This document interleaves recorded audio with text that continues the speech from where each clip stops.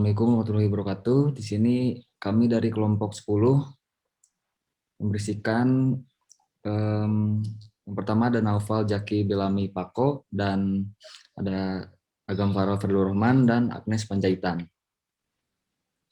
Di sini kita akan menjelaskan tentang materi metaheuristik dan algoritma genetik. Metode metaheuristik pertama kali diperkenalkan pada tahun 1986 dan digambarkan sebagai alternatif strategi pencarian yang sangat baik di atas ruang pencarian dengan harapan bisa menemukan hasil yang optimal. Biasanya dijadikan sebagai strategi tingkat tinggi yang mengarahkan masalah yang mendasarinya. Beberapa ahli telah mencoba memberikan definisi yang diusulkan antara lain metaheuristik secara formal didefinisikan sebagai proses pembangkit berulang yang memandu heuristik bawahan dengan menggabungkan konsep yang berbeda secara cerdas untuk menjelaskan dan mengeksploitasi ruang pencarian strategi pembelajaran yang digunakan untuk menyusun informasi agar dapat ditemukan secara efisien di dekat solusi yang optimal.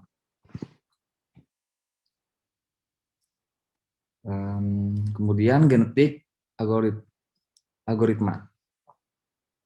Genetik algoritma adalah bagian dari evolutionary algoritma, yaitu suatu algoritma yang mencontoh proses evolusi alami di mana konsep utamanya adalah individu-individu yang paling unggul akan bertahan hidup. Keunggulan individu-individu ini diuji melalui suatu fungsi yang dikenal sebagai fitness function, mulai dengan menentukan populasi awal, inisial populasi yang terdiri dari beberapa kromosom yang disusun oleh beberapa gen yang merupakan representasi dari kandidat-kandidat solusi dari suatu masalah.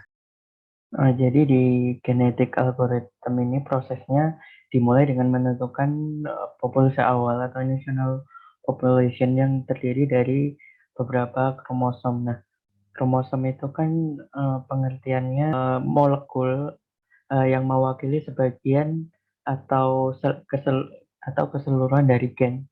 Nah, jadi yang dimaksud kromosom di sini adalah maintenance mesin dan penggantian mesin atau replacement. Contoh kasus optimasi penjadwalan pemeliharaan mesin homogenizer HL05 yang menggunakan metode algoritma genetika. Tujuan utama penelitian ini adalah untuk mengoptimalkan penjadwalan maintenance mesin homogenizer HL05 menggunakan metode optimasi algoritma genetika. Langkah pertama yang dilakukan adalah menganalisis masalah yang terdapat pada mesin. Setelah itu, dilakukan pengumpulan data kerusakan mesin yang berupa time to failure atau TTF, biaya perawatan mesin, dan lainnya. Selanjutnya dilakukan pengolahan data TTF sehingga menghasilkan parameter distribusi yang mewakilkan data yang nantinya akan menjadi input perhitungan. Data-data tersebut selanjutnya akan dimasukkan ke dalam fungsi tujuan, yaitu fitness function 1, fitness function 2, kemudian fitness function 3 dengan menyesuaikan kebutuhan input masing-masing fungsi. Komponen yang dibutuhkan untuk melakukan iterasi algoritma genetika, pertama jumlah mesin, kemudian jumlah periode, required reliability, jumlah generasi, ukuran populasi, genetic cycle, jumlah iterasi. Kemudian tahap pengolahan data, langkah-langkah pengolahan data. Pertama, pengumpulan data, kerusakan-kerusakan mesin setelah melakukan studi lapangan dan literatur, maka selanjutnya dilakukan pengumpulan data-data yang dibutuhkan dalam penelitian. Adapun data yang dipakai salah satunya adalah data kerusakan mesin, yaitu time to failure. Mesin pada tahun 2017, dari Januari sampai dengan Desember 2018. Selain itu, dapat juga mengumpulkan data mengenai deskripsi dan spesifikasi mesin. Kedua, data cost dan budget dibutuhkan data cost yang meliputi harga service maintenance, biaya teknisi, harga penggantian komponen, harga penggantian mesin, dan lainnya. Serta anggaran biaya yang dibutuhkan untuk melakukan maintenance. 3. Input iterasi algoritma genetika. Selain itu, dibutuhkan parameter input algoritma genetika lainnya untuk dapat melakukan proses komputasi yang dapat diambil berdasarkan referensi ataupun penelitian sebelumnya. Pada penelitian tugas akhir ini, mengambil kasus di PT UJ. Objek dari penelitian ini adalah data dari mesin homogenizer HL05A. Data didapatkan dari bagian produksi serta maintenance mesin di PT UJ. PT UJ memiliki 17 homogenizer, namun tidak seluruhnya digunakan untuk melakukan produksi untuk susu UHT. Adapun mesin yang dijadikan objek pada penelitian ini adalah mesin homogenizer HL05A. Mesin ini sendiri merupakan bagian dari mesin serializer Stork A yang telah ada sejak tahun 1994 sehingga sudah mengalami beberapa kali penggantian komponen mesin. Dikarenakan mesin homogenizer merupakan mesin yang membutuhkan tekanan tinggi yang melakukan prosesnya, maka komponen bagian dalam mesin cepat sekali mengalami wear out. Lalu di sini ada biaya teknisi. Biaya teknisi per bulannya itu ada Rp2.678.028. Ada jumlah teknisi 4 teknisi. Jam kerja per bulan itu 180 jam. Biaya teknisi per jam itu dari biaya teknisi per bulan dikali jumlah teknisi dikali jam kerja per bulan dikali jumlah teknisi per jam, biaya per bulan dikali jumlah teknisi dibagi jam kerja per bulan, jadi hasilnya itu 59.512. Baru di sini ada biaya materialnya.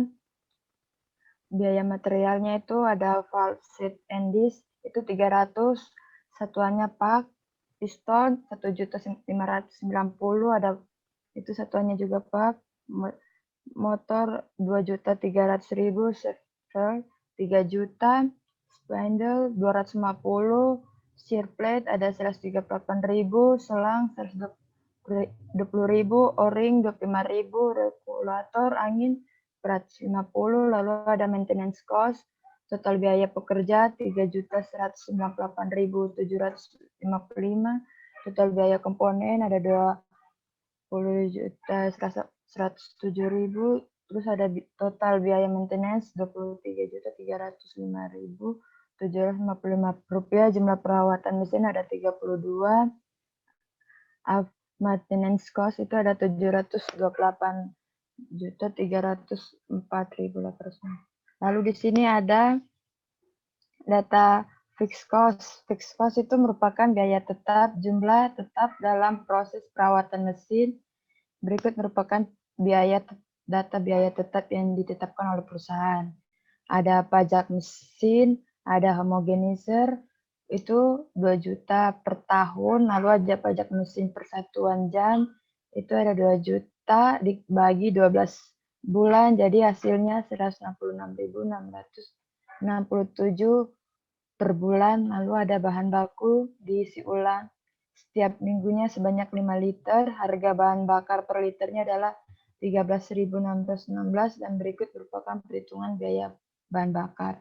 Biaya bahan bakar mesin itu 5 liter dikali 13.616 dikali 3 minggu sama dengan 204.240 per bulan. Lalu ada fixed cost, biaya pajak mesin ditambah biaya bahan bakar mesin itu ada 166.667 ditambah 204.240 sama dengan 370.907 rupiah. Selanjutnya ada data value cost, itu total produksi per jamnya 6.000 liter, lalu ada harga produk per liter 13.800 rupiah, kerugian per jam 89.700.000, lalu ada total waktu kerusakan mesin per jam 53,75 jam, total kerugian ada 32 kali kerusakan, 4.821.375 rupiah. Lalu ada rata-rata kerugian dalam sekali kerusakan 150.667.969 rupiah. Lalu selanjutnya ada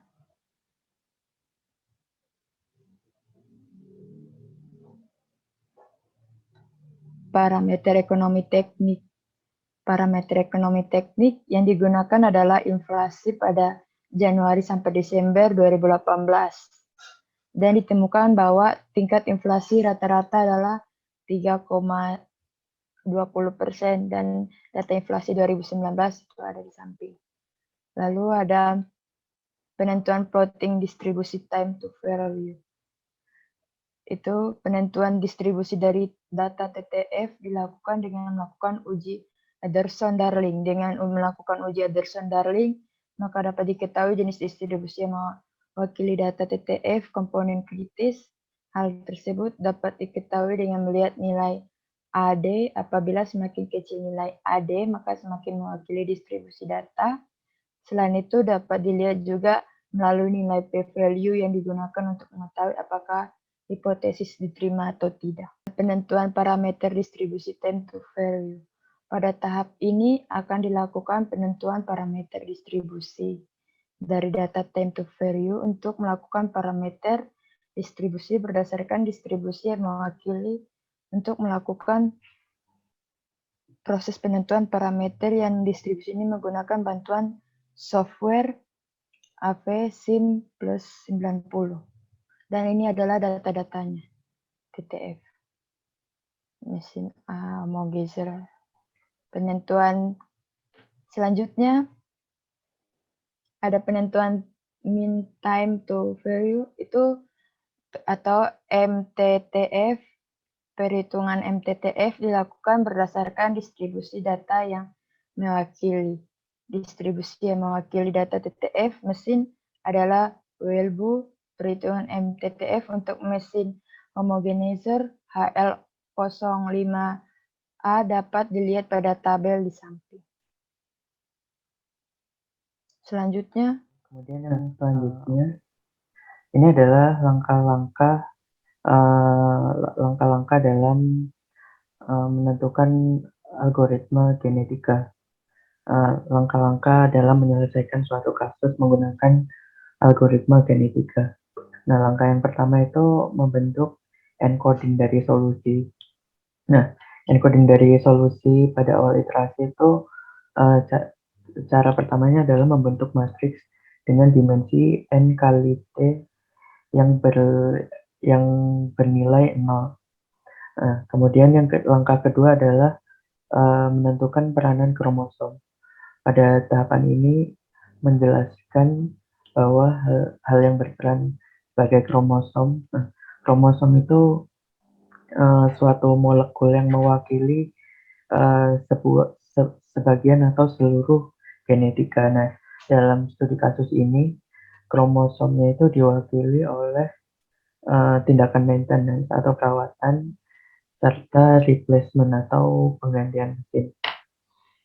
Kemudian langkah yang ketiga, menentukan ukuran matriks. Nah, kromosom berupa ukuran matriks itu berurutan N kali T, di mana N itu adalah jumlah mesin, sedangkan T itu adalah periodenya.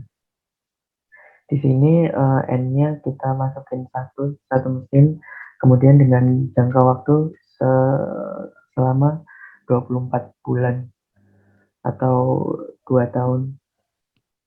Kemudian langkah keempat, kita menentukan nilai pada kromosom. Nilai pada matriks N kali T tadi, jumlah dikali periode tadi, akan berisi nilai berdasarkan tindakan yang dilakukan pada penjadwalan. Nah, nilainya itu ada tiga jenis ya.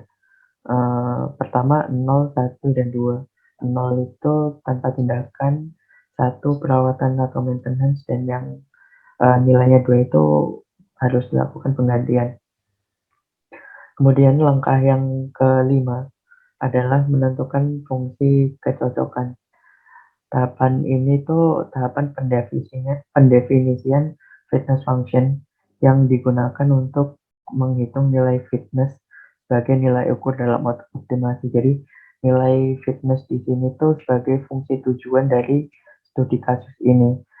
Nah, perhitungan nilai fitness function 1, 2, dan 3 ini nanti akan menghasilkan nilai optimasi dan tindakan apa saja yang harus dilakukan terhadap mesin homogenizer HL05A ini. Nah, kemudian langkah keenam adalah melakukan prosedur crossover, di mana prosedur crossover ini menciptakan sebuah solusi baru dari kumpulan kromosom yang sudah kita olah datanya tadi. Nah, kemudian ini ada komponen input distribusi dan biaya. Ini ada parameter distribusi, jadi lambang lambda, beta, dan alpha mewakili parameter distribusi dengan nilai sekian. Kemudian ada biaya, maintenance, replacement, fix, failure cost, dan given budget yang tadi sudah dijabarkan. Kemudian ada parameter ekonomi teknik. Nah, kemudian di sini adalah komponen input untuk iterasi di MATLAB-nya. Kan input codingannya pakai aplikasi MATLAB. Nah, ini iterasinya, nilai-nilai iterasinya. Nah, kemudian untuk hasil optimasi penjadwalan perawatan berdasarkan algoritma genetika.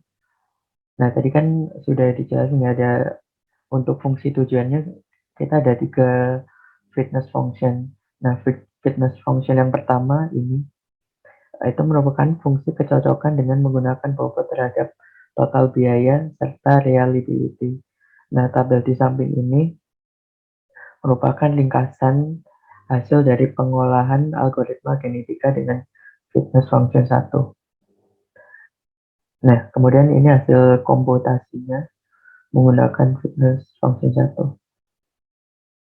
Nah, kemudian fitness function yang kedua merupakan fungsi kecocokan dengan memberikan total anggaran maintenance. Jadi kita dikasih budget tertentu untuk melakukan perbaikan maupun penggantian. Nah, berikut merupakan ringkasan hasil pengolahan algoritma genetika dengan fitness function 2. Kemudian